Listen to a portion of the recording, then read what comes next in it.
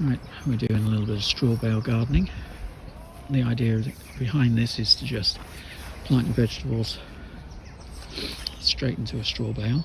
I'm using straw bales from a few years ago that have got a bit damp, so they're no use for bedding anymore.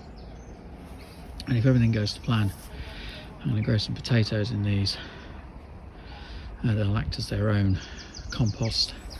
I will add a bit of fertiliser as we go. I make homemade fertiliser out of sheep manure and nettles and water, so I'll give a bit of a boost to that. And the idea is that at the end of the growing season, these straw bales will turn into compost for next year for the raised beds. There are about 15 bales in here. I'm going to plant 2 to 3 seed potatoes in each bale.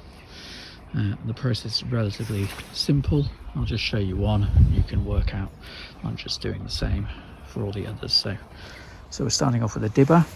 That's just going straight into the straw bale. Starting to make a bit of a hole. Give it a bit of an excite. I'm then gonna make that a little bit bigger with my bar.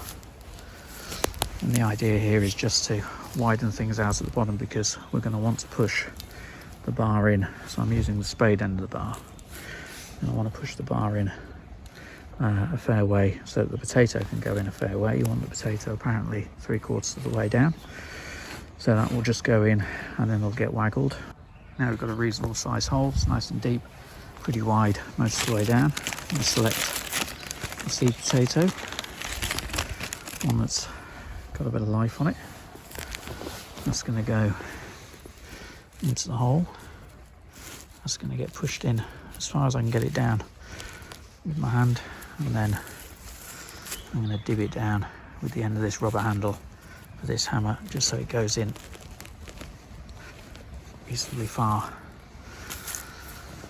And I'm closing the edge over just to block out some light and hopefully encourage some growth from the eyes of the potato. And that's about it. We're going to find out in 2 to 3 weeks whether we get some shoots out of these. I've already planted along this row, and now I'm going to finish off the rest of the bed. I'll come back with a video in 2 to 3 weeks, and we'll see if we've got any life.